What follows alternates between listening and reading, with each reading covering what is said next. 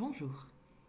Il y a quelques jours, nous avons déjà travaillé en calcul sur la soustraction posée avec retenue. Nous allons donc y revenir aujourd'hui afin de s'assurer que tu as bien compris en réalisant plusieurs exemples ensemble. Si tu as ton matériel, nous allons pouvoir commencer.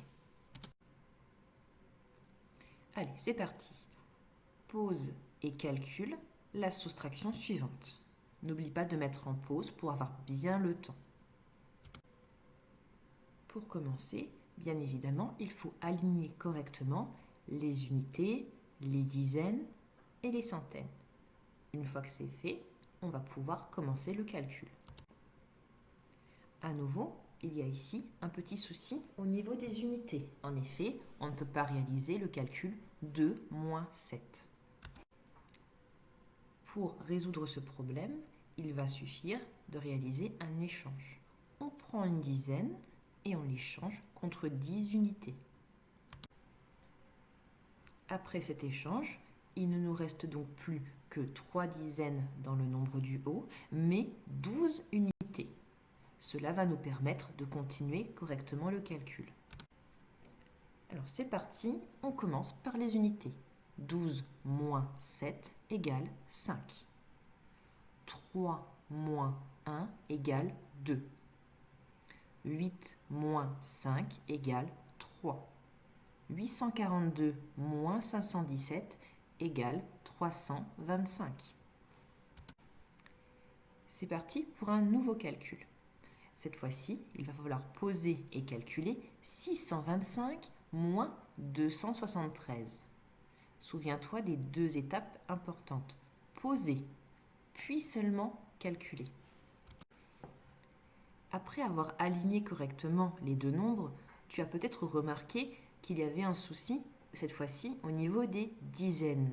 Parce que oui, le piège de la retenue ne se trouve pas forcément au niveau des unités, mais il peut se cacher n'importe où dans le nombre. Ici, c'est au niveau des dizaines.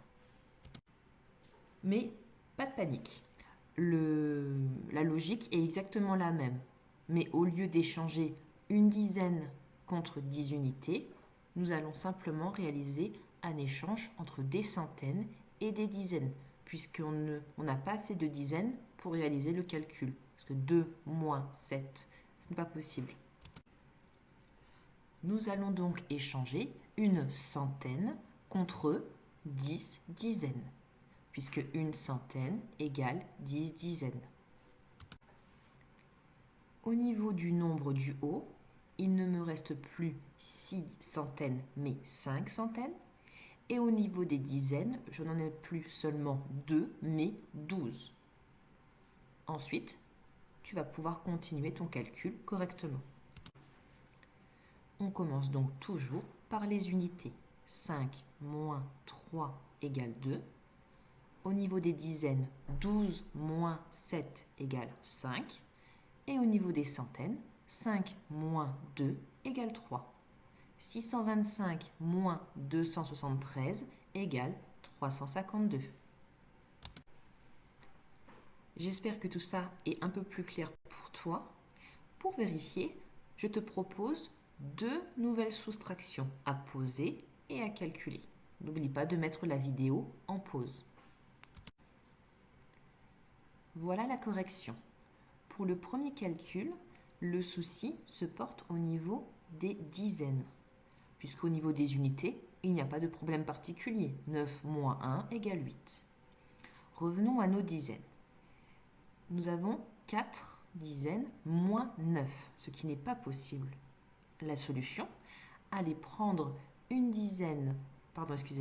centaine au niveau de 749 et de l'échanger contre 10 dizaines, ce qui nous fera 14 dizaines et seulement 6 centaines. Et là, on peut continuer. 14 moins 9 égale 5. 6 moins 3 égale 3. Le même cas de figure se pose pour 964 moins 483, puisqu'au niveau des unités, 4 moins 3 égale 1, pas de souci. Par contre, au niveau des dizaines, à nouveau, 6 moins 8, ce n'est pas possible. On va donc prendre une centaine et les changer contre 10 dizaines. Nous avons donc au niveau des dizaines, 16 moins 8 égale 8. Et au niveau des centaines, 8 moins 4 égale 4.